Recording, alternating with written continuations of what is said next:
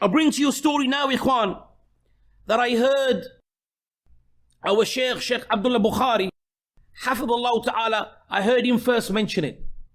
And then I went back likewise and I found the qissa, and it is mentioned by Al-Hafidh bin Kathir in Bidayah wa Nihaya. And likewise, it is mentioned by Al-Imam Dhahabi fi Sir A'lam Nubala. It is regarding that Imam, Al-Shaheed Muhammad ibn Ahmad ibn Sal Ar-Ramli. And he is famous with Ibn Nabulsi. Rahimullah. Wallah, Ikhwan, if you hear this story, then what we face is nothing to what these individuals went to preserve their religion. This individual was imprisoned by Banu Ubaid, Al-Fatimiyun. Al-Fatimiyun, when they was in charge and when they had power, and they were individuals that corrupted the religion, that their Qaaidah and their belief was corrupted, and anyone that would oppose them, then they would kill and wage war against. So they was after this Imam. They was after him from a long time because they knew that this man was a man of the Sunnah and he opposed what they were upon. So when they finally caught him, then listen to this, my brothers. When they finally caught him, they said, Balagna annaka qult. When they captured him, and they said, it has reached us that you have said that if you had 10 arrows, he said, wajaba an yarmiya fi Rum sahman, that you said that you would fire 1 arrow to Rome, and the rest of the 9 you would fire against us. Hal hadha sahih? And then they said to him, is this true?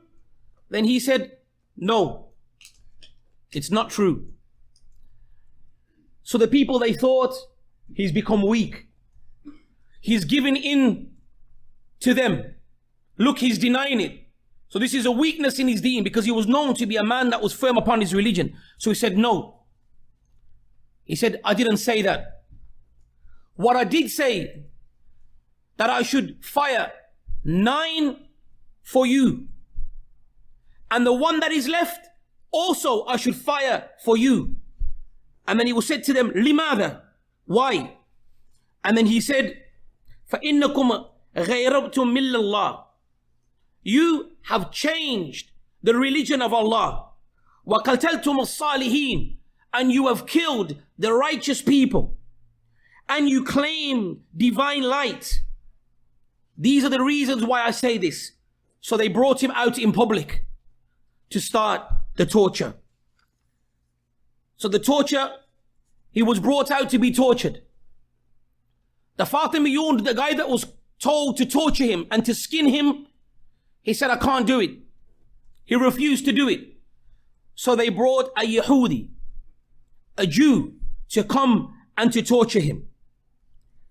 It mentions, سُلِخَ مِن مَفْرَقْ رَأْسِهِ حَتَّى بُلِغَ الْوَجْهِ or بَلَغَ الْوَجْهِ, that they started to skin, meaning remove his skin from here, from the crown here. From the crown of his head, they started to remove the skin. And it says that they kept on removing all of the skin, all of his body. They kept on removing the skin. And it says that when he reached by his heart, the skins were all removed. Still, he did not forsake his religion.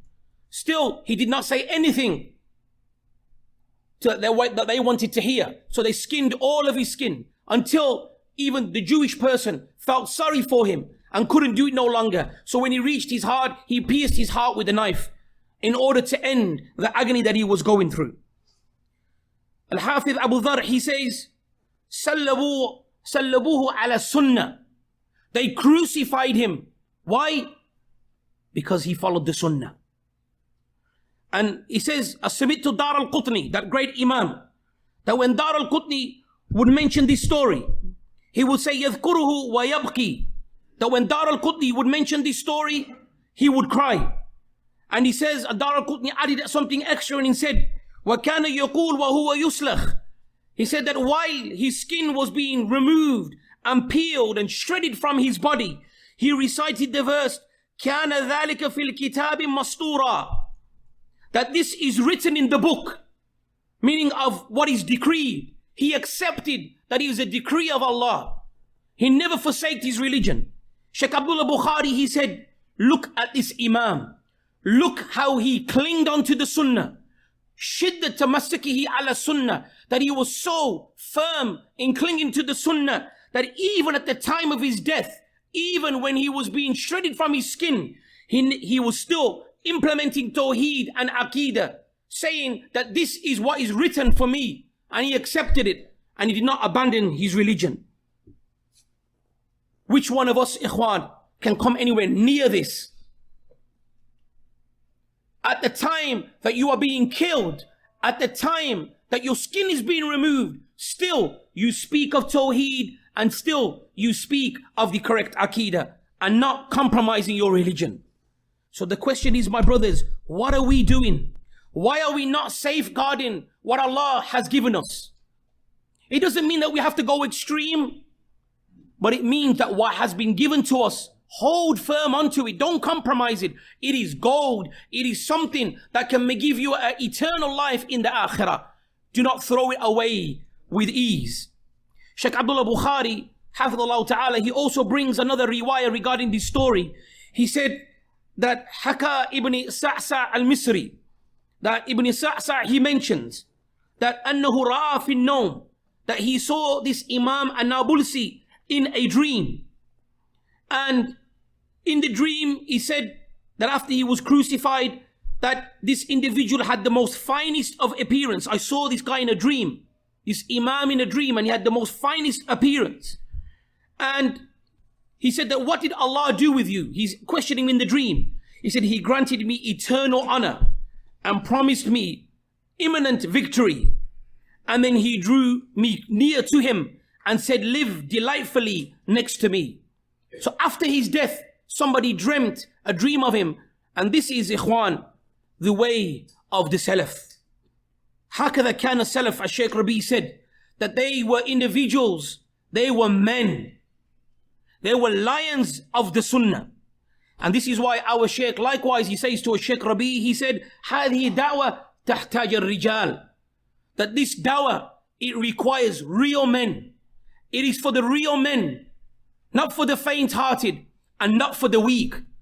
We don't compromise our deen. We stay firm, clinging onto it up until Allah subhanahu wa ta'ala, He takes us. And this is why, ikhwan, in that verse where Allah mentions that the people will be trialed, at the end of the verse, Allah subhanahu wa ta'ala, He mentioned, الَّذِينَ إِذَا أَصَابُتْهُمْ مَصِيبَةٌ.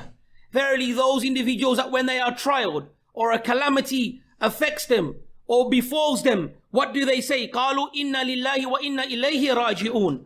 Verily to Allah we belong, and to Allah